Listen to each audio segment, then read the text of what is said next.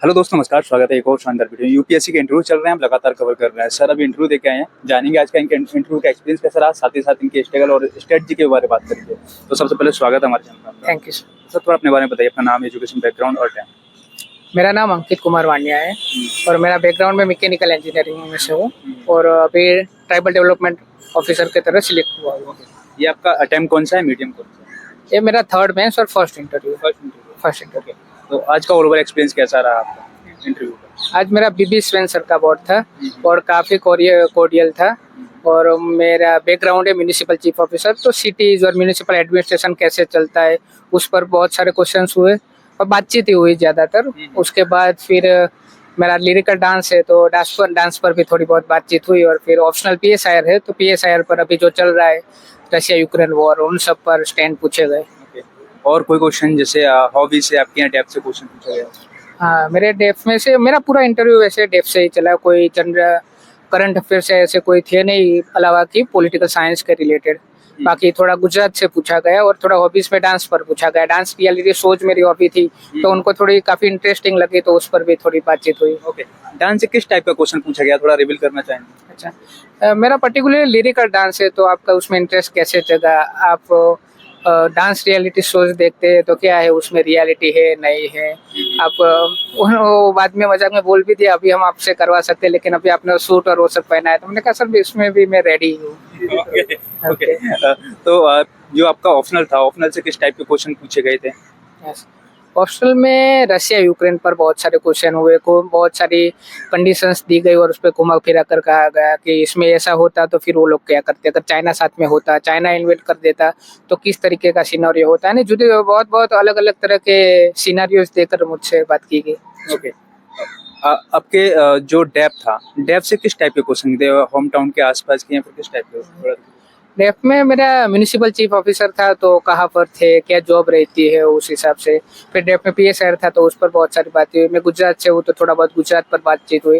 Most of बातचीत cities और विकसित भारत में सिटीज का क्या रोल है, इंटरनेशनल में भी सिटीज का क्या रोल है, बहुत सारी बातचीत सिटीज और म्यूनिसिपल एडमिनिस्ट्रेशन को लेकर ज्यादा हुई। सर ये आपका थर्ड अटेम्प्ट है और फर्स्ट इंटरव्यू है, तो कैसा एक्सपीरियंस था? पहले जब क्या चल रहा था माइंड में इंटरव्यूज जाने पहले, अब जब एग्जिट हुए तो अब कैसा लग रहा है? नहीं, काफी नर्वस और एक्साइटेड आप दोनों होते ही है जब आपका पहला इंटरव्यू होता है, लेकिन थोड़ा डर भी लग रहा था और थोड़ा टाइम में वेट भी हो रहा था, बाहर थोड़ा ज्यादा वेट करना पड़ा। लेकिन बाद में सर जैसे ही पहला क्वेश्चन आया और सर ने हिंदी में बात की और थोड़ी गुजरात से बातचीत और कैसे हुआ तो फिर कॉन्फिडेंस आ गया और फिर पूरा इंटरव्यू वेरी कोऑर्डिनेट रहा। ओके, आपका ये थर्ड अटेम्प्ट था, पिछले लास्ट 2 अटेम्प्ट में क्या हुआ था, मतलब कहाँ मिस हुआ था? नॉलेज गैप था या फिर कुछ और वहाँ कहीं कमी आपको हुई थी? नहीं, डेफिनेटली नॉलेज गैप तो रहा ही है और पर्टिकुलरली बात करें तो ऐसे में मेरे दोनों टाइम से लो मार्क्स आ रहे थे, अराउंड 70 आ रहे थे। तो इस बार होप्स हो कि उसमें हो गया हो और ऑप्शनल में भी उम्मीद है कि इस बार अच्छे मार्क्स होंगे। आपके लास्ट 2 प्रीलिम्स थे, उसमें से दोनों आपके क्रैक हुए थे या प्रीलिम्स नहीं हुए? नहीं, मेरे तीनों प्रीलिम्स क्लियर हुए हैं। हर बार आपके दोनों प्रीलिम्स क्रैक हुए थे, तो आपको एक प्रीलिम्स का जो है हैक पता है आपको, क्या क्या हैक हो सकता है? तो प्रीलिम्स के लिए जो 2025 को टारगेट कर रहे हैं उनके लिए क्या रणनीति होनी चाहिए? अच्छा, फिल्म्स का तो हैक तो यही है कि ज़्यादा से ज़्यादा MCQs देने चाहिए। अभी सबको लगता है कि फैक्ट्स इतने इम्पोर्टेंट नहीं है, मेंस है तो उसमें एनालिसिस ज़्यादा होगा, लेकिन वो फैक्ट्स हमको याद रखने चाहिए। वो हमें मेंस में भी काम में आते हैं, यहाँ पर इंटरव्यू में भी बहुत सारे काम में आते हैं। तो जब भी आपको थोड़ा बहुत हो कि कॉन्सेप्ट तो जरूरी है लेकिन साथ में फैक्ट्स पर भी फोकस कीजिए और उसके साथ जो मेन 3 सब्जेक्ट है जैसे पॉलिटी, इकोनॉमी और उसके साथ कंबाइन कर लो करंट अफेयर्स, तो उस पर फोकस करना चाहिए और मैक्सिमम रिवीजन करना चाहिए। मैक्सिमम रिवीजन के साथ साथ मैक्सिमम टेस्ट देने चाहिए। टेस्ट या फिर PYQ, दोनों में से क्या इंपॉर्टेंट है? टेस्ट में भी PYQs ज़्यादा देने चाहिए। मैं ज़्यादातर PYQs ही देता हूँ और उसके बाद हमारे स्टेट गवर्नमेंट के इंस्टीट्यूट है तो वो भी हमारे काफ़ी सारे टेस्ट लेते हैं तो उससे हो जाता है दोनों का कंबाइन। ओके, आपने कोई कोचिंग ज्वाइन की थी या फिर सेल्फ स्टडी की है? नहीं, मैंने कोई कोचिंग ज्वाइन नहीं की हुई। स्टेट गवर्नमेंट के हमारे सेंटर है स्पीपा, वहाँ पर रहकर मैंने पढ़ाई की है, लेकिन एक्सेस फॉर्मल ट्रेनिंग या फॉर्मल कोचिंग मैंने नहीं ली हुई। ओके, आपने जैसे बोला टेस्ट और PYQ, काफ़ी एस्पिरेंट के वहाँ पर डाउट होते हैं कि हम PYQ तो करते हैं लेकिन PYQ एनालिसिस कैसे करें और कैसे पहचाने थीम के लिए, उससे हम अपना नोट्स लें या फिर शॉर्ट नोट्स बना सकें? पीवाई क्यूज को कैसा है, आप 5 साल के देख लो, पहले एक बार ऐसे ही दे दो 1 to 100 में, उसके बाद उसको सब्जेक्ट वाइज डिवाइड करके उसमें दे दो, फिर देखो कि कहाँ पर गैप्स आ रहे हैं। जैसे आपका पॉलिटी स्ट्रांग है तो आप उसको फिर उसमें डीपर एनालिसिस की जरूरत नहीं है, लेकिन जहाँ पर आपको लगता है कि भाई करंट अफेयर्स है या मैपिंग में आपका हर बार प्रॉब्लम आ रहा है या इकोनॉमी के कॉन्सेप्ट में आप बार बार भूल रहे हो, तो उसको रिवाइज करना चाहिए। और साथ साथ में जो करंट अफेयर्स और स्कीम डेटाज और वो सब भी अब पूछे ही जाते हैं प्लेसेस एंड न्यूज, तो वो सब पर आपकी पकड़ होनी चाहिए।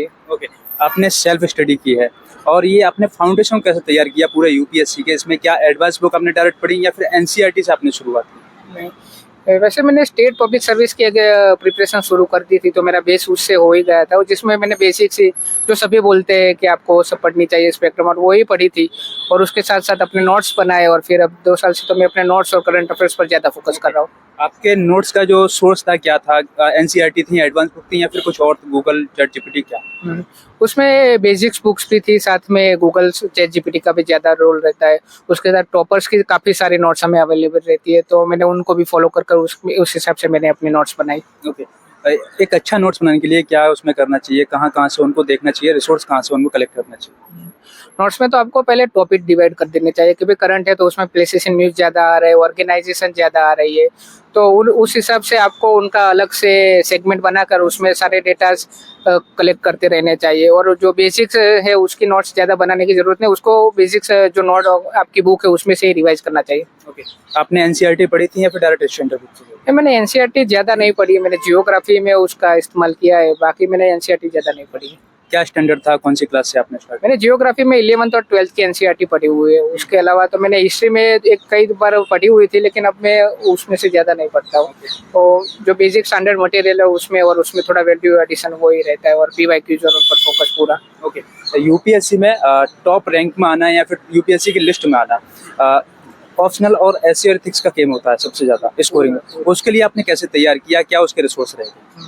2 साल मैंने बताया, वैसे 2 साल के मेरे ऐसे में मार्क्स नहीं आ रहे थे। इस बार मैंने ज़्यादा प्रैक्टिस की, ज़्यादा एनालिसिस किया, थोड़ा डेटा और उस पर थोड़ा कम भागा। जैसे प्रीलिम्स और मेंस में डेटा पर ज़्यादा लोड रहता है, तो यहाँ पर उसको आप जितना नेग्लिजिबल करो उतना करो, और रो लिखना चाहिए। मैंने इस बार ट्राई किया है कि इस बार मैंने वो कहते हैं कि आपको अच्छा सा इंट्रो बनाना चाहिए, मेरे इस बार के दोनों इंट्रो भी सिंपल रहे। अब देखते हैं कैसे मार्क्स आते हैं। और एथिक्स तो आपको पीवाईक्यूज लिखने ही पड़ेंगे, क्योंकि एथिक्स पूरा गेम राइटिंग का भी है और उसके साथ आपके अंडरस्टैंडिंग का भी है, तो आपको अंडरस्टैंडिंग बनाओ, साथ में पीवाईक्यूज लिखो और थोड़े एग्जाम्पल और वो सब उसमें कलेक्ट करो, तो उससे हो जाएगा। एग्जाम्पल कहाँ से कलेक्ट करते थे आप? कोई मैगजीन पढ़ते थे या फिर न्यूज़पेपर से आप कर लेते थे? मोस्ट ऑफ द में जो डेली करंट अफेयर्स मटेरियल होता है, न्यूज़पेपर होता है, उसमें से कई बार वो बेटर इंडिया वाली वेबसाइट है, उसमें से भी हमको करंट आईएएस और उनके एग्जाम्पल मिल जाते हैं, तो वो सर्च करने चाहिए। ओके, अब काफ़ी सारे एस्पिरेंट यहाँ पर डाउट में रहते हैं कि अगर हम करंट अफेयर पढ़ते हैं तो हम ये को कैसे पहचाने कि हमारे ये जीएस पेपर 1 के लिए, जीएस पेपर 2 के लिए या 4 के लिए, 3rd के लिए, उसको कैसे हम आइडेंटिफाई करें? वो आइडेंटिफाई तो तभी होगा जब आपके दिमाग में मेंस का सिलेबस क्लियर होगा पूरा। जब आपका मेंस का सिलेबस कवर होगा, आप पीवाईक्यूज करते होंगे, साथ में थोड़ी बहुत आंसर राइटिंग भी करते होंगे, तो जब आप फिर न्यूज़पेपर देखोगे तो आपको थोड़ा माइंड में क्लिक होगा कि अच्छा, ये वाला जो डेटा था मैं उस आंसर में लिख सकता था, उस आंसर में कवर कर सकता था।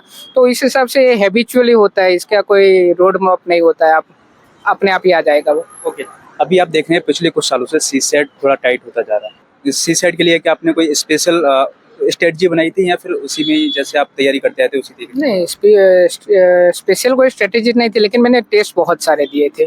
और मुझे लगता है कि उसमें आपको टेस्ट ही ज़्यादा देने चाहिए, क्योंकि आप टाइम के बिना तो बहुत सारे आंसर सोल्व कर दोगे, लेकिन वह जो कैसी रणनीति होनी चाहिए आपकी कि भाई कंप्रेहेंशन पहले करे, दोनों को साथ में लेके चले, या एरिथमेटिक को ज़्यादा वेटेज दे, तो वो सब आप जितने टेस्ट दोगे, कितने आपके अटेम्प्ट हो रहे हैं, पहले 30 होंगे, 35, 40, 50, उसी हिसाब से होगा। और आपको लगता है कि जो बार आपके क्वेश्चन रॉन्ग हो रहे हैं और एक ही पैटर्न पर क्वेश्चन आ रहे हैं, तो उन सब पर फिर आपको नोट्स और उस पर वर्क करना पड़ेगा। कितना क्वेश्चन आपने सीसेट में अटेम्प्ट किया? मैंने अराउंड 15 टेस्ट तो हमारे इंस्टीट्यूशन ने ही लिए थे, तो वो दिए थे, और उसके अलावा पीवाईक्यूज पर फोकस किया था, वो लास्ट 5-6 साल के पीवाईक्यूज। कितने आपके स्कोर बन रहा था सीसेट के अंदर? मेरा सीसेट में 90 बन रहा है। 90 अगली बार भी 88-90 था, और 90 इस बार भी 90 प्लस जा रहा है।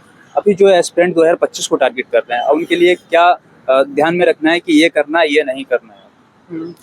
तो अभी तो उन्हें अभी तक तो उनको क्लियर हो गया होगा कि कौन सी चीज़ पढ़नी है, उन पर ही स्टिक रहना है। अब बहुत सारे मार्केट में नए नए रिसोर्सेज आते रहेंगे, तो जो आपने स्टिक किया है उसी पर फोकस करें। जो आपने नोट्स बनाई है तो उसको ही ज़्यादा रिवाइज करें। मैक्सिमम PYQs दे, साथ में कभी आपको लगता है कुछ अलग चाहिए तो थोड़े बहुत टेस्ट सीरीज दूसरी भी दे ले, और मैक्सिमम रिवीजन पर पूरा फोकस होना चाहिए। अब जो IMP थीम है कि जो बार बार UPSC पूछता है ये घुमा फिरा कर, तो वो आपको अब नहीं छोड़ना चाहिए। Okay sir, thank you so much. I hope आपका ये लास्ट टाइम हो।